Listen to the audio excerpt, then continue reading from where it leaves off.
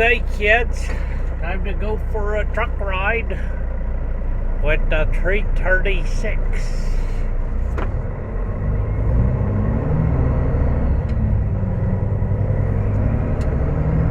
Okay, we got a problem, boys and girls. I don't know what, but boy, we got a problem. Got no balls. Oh, this sucks. God, I was running fine the other day. Now it won't pull a stiff prick out of a lard bucket. I'm gonna shut it off, start it again, and see if that makes a difference.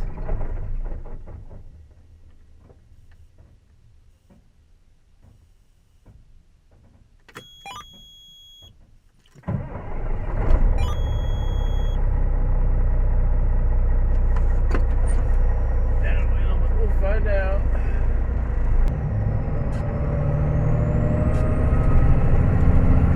There we go. Now we're back. Why did I have to shut it off and start it again? Now we got some power. Yeah, baby, look at that. Yeah.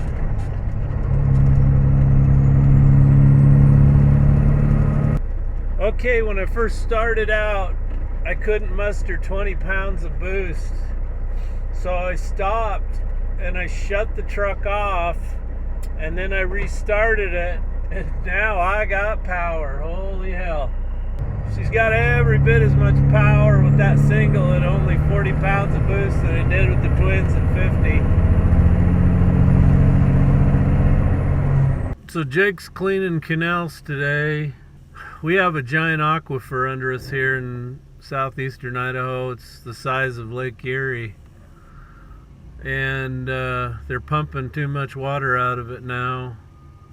Too many people poking straws in it and sucking water out. Well, 30, 40 years ago, there was a lot of flood irrigation in this valley going on, and that really recharged that aquifer. So the canals here, what they do as soon as Jake's done cleaning this, they're going to turn some water in this. And they're allowed to do that because it's aquifer recharge, and they measure that water, what goes in and what comes out at the other end. And this time of year, the evaporation is practically nil because it's cold. So they can measure how much water actually went in the ground, and they get recharge credits for that.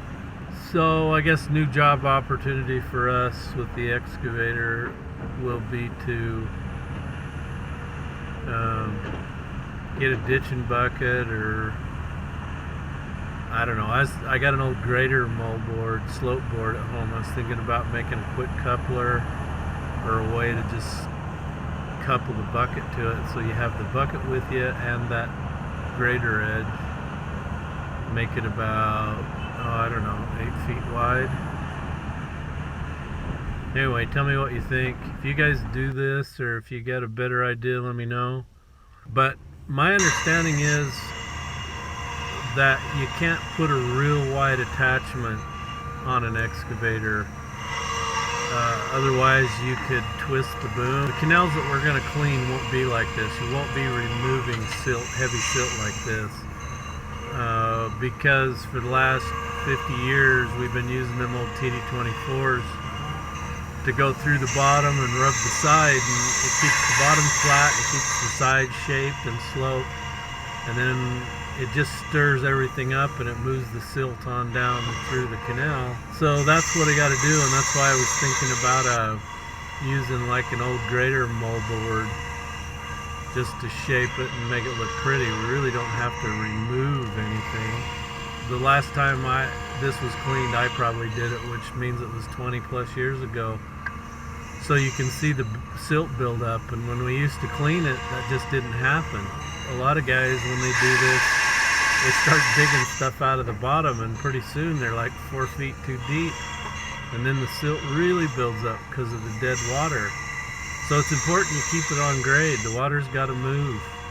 If any of you do this kind of work and you got some cool pictures, please send them to me. I'd love to look at them and show everybody how you're doing it. Wants to know everything we are doing. According to a newly released Senate report, this text raises questions about Obama's possible involvement in the Clinton email investigation. Well, there's some things we already know about that. We already know that Obama knew that she was running an illegal basement server out of her home in Chappaqua. And Free socks.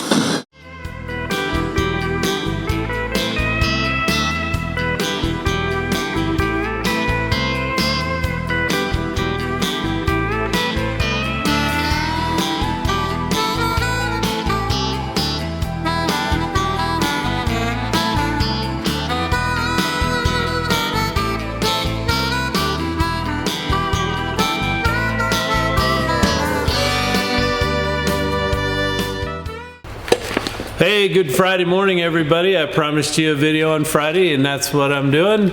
But I wanted to talk to you about something I want to try to do a little bit different. You guys have been a huge part of my success, and these 30-minute videos, 20-minute videos take me on the average 15 to 18 hours to put together. So what I was thinking about doing, and leave your comments below, tell me your thoughts, is maybe every other day I'd just like to do a short update video, let you know where we're at, what we're doing, kind of a daily vlog thing. And then on Friday, do the long video recap of the whole week, all the stuff that you didn't get to see, and the whiteboard to go along with that. So let me know what you think. Anyway, I want to talk about some of my awesome subscribers, and I love you guys. And so I want to start out with a couple from down under. And the first one is Stuart Hingston from Tasmania, and Sierra Forest Service from Australia. Sierra Forest Service used to be up in northern Idaho. How in the world did you end up down in Australia? That'd be an interesting story. I love the stuff you send me, telling me your background and how you got to where you are and what you're doing. That's awesome. Thorsby Guy from Alberta, Canada. Thank you, Thorsby Guy. And Mitchell Harvey from the gas fields of BC. Thank you, Mitchell, for subscribing. My American subscribers, Kenworth, 1988. Not sure where you're from, but you want it on the whiteboard, so there you go. Clyde Acor from Idaho Falls, Idaho. That's just 30 miles to the north. Thanks for subscribing, Clyde, and all your great comments. Tommy Trailers from Sebago, Maine. You can check him out. That is his YouTube channel, Tommy Trailers. Tony Ozimek from Fort Walton Beach, Florida. Thank you for subscribing, Tony. That's awesome. Now let's take a look at some awesome trucks. Eastbound and down, loaded up and trucking. Are we gonna do what they say can't be done? We've got a long way to go and a short time to get there. I'm eastbound, just watch old bandit run. Okay, our first truck is a 95 T600 with an 11.1 Detroit, 625,000 miles, a 10-speed, and a 292 rear end. It's a factory single axle truck, 4 fuel tanks. One is 125, 150, and back pairs 100 gallons each. He's fixed it up to drag a camper around and just to have as a toy. Anyway, that's awesome, Pete. He says, keep up with the videos, enjoy them for sure. Also, I was the one asked about the highway west of Yellowstone, Pete K. Well, come up to Yellowstone, come see me, Pete. This next truck is Robert Lewis's truck, and he says, hey Jeff, love your show. Great mechanic. I do most of all my own work. Great job keeping on trucking. Robert Lewis from Romney, West Virginia, RL Trucking. And Robert, you're putting smoke in the air.